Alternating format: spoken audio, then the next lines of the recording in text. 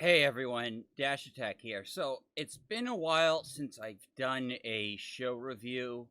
Well, I did watch all of Agatha All Along, so I'm going to review that. So, why did I choose to watch this show?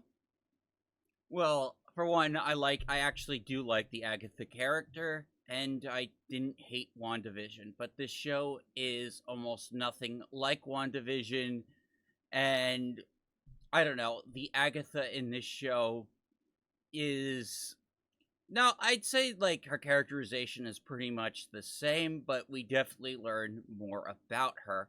And I don't know. I think what really holds this show back is that, for one, like, your protagonist is a villain, so they're not going to be likable, especially when like they have to be put in heroic situations like leading a team. And repeatedly we see that Agatha will do anything to get what she wants at the cost of others.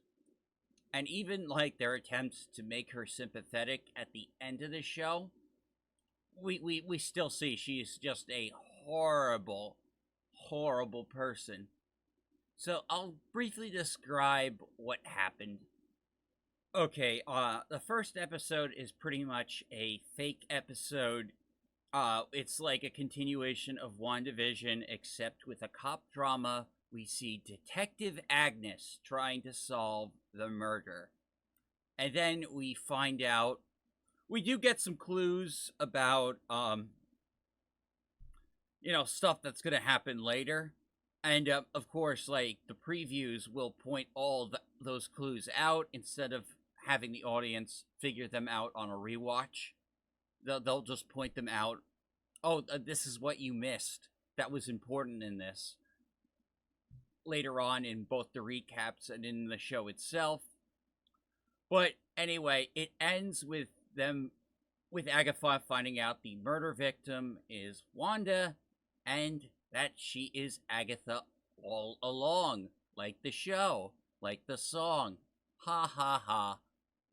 Oh yeah, and at the very end of that episode, her ex-girlfriend tries to kill her because she has no powers, but then she like says, "Hey, don't you want me at my full strength?" And that works, and she leaves. Well, that was easy.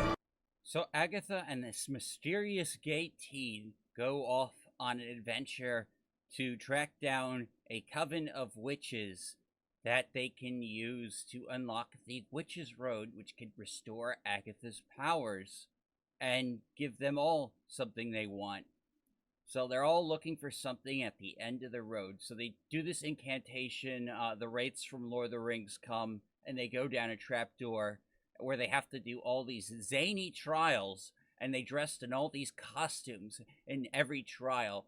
The one I'm showing right now is like a 80s like slumber party thing. Yeah, like, it gets weird, but this was actually my favorite aspect of the show, was the trials and the different sets, how each trial works. Like, each trial is based off a different form of witchcraft, whether it's potion making, bunch of different stuff. And yeah, like, they each have like their own individual trial to do. But then, like, towards like the middle of the show, we start figuring some things out, like the identity of our mysterious gay teen. Who is the kid? Ta-da! It's Wanda's imaginary son, Billy Maximoff, aka Wiccan from the comics, who is also canonically gay. Gay, gay, gay, gay, so gay! Yeah, so apparently before Wanda ended her spell, he possessed a body, a dead body, and was living as someone else for the past 3 years, and then tracked down Agatha to try and find his brother Tommy. Why would he team up with his mother's archenemy?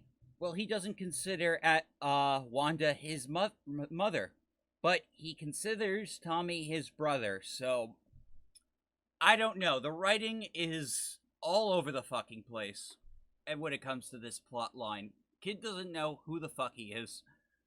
Most of the characters that are brought along on this journey through the Witch's Road die horribly. But episode 7 with Linda the Fortune Teller was probably the best episode of the entire show. It's told out of chronological order, but everything from the costumes to how it ends is really good. I personally like this episode, and I've seen like reactions online. A lot of people seem to really like episode 7.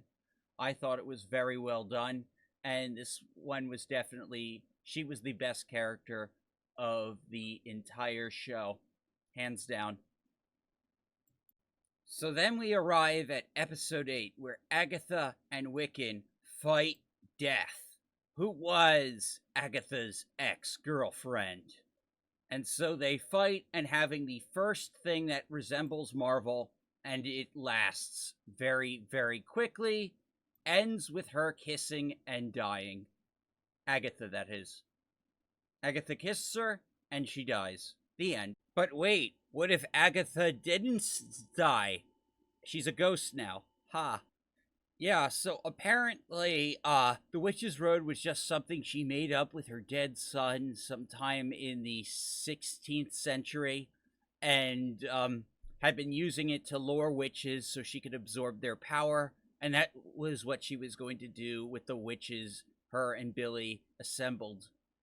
But it turns out with Billy inheriting his mother's godlike power, created the Witch's Road and made it real, and resulting in the deaths of several of those characters, including someone who wasn't even a witch, who was an extra from WandaVision.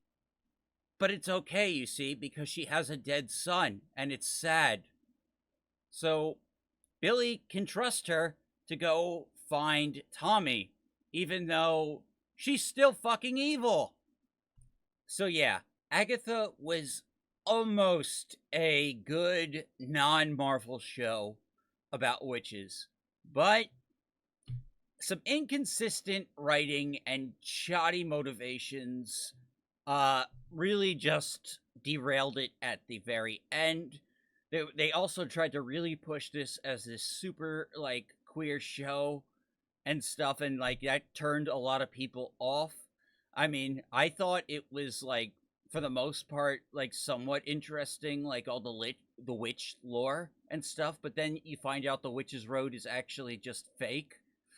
So a lot of it just feels very pointless now. But they teased season 2 with this adventure to find Tommy. We'll see if we get that. Anyway, yeah, I finally got a show review out, and I'm glad. It's been a while since I've done a show review, and, I hope you all enjoyed this one. Thank you all for watching my review and synopsis of Agatha All Along. If you enjoyed it, please consider hitting that subscribe button and check out my game streams. Thank you all. I'll see you all next time. Dash out.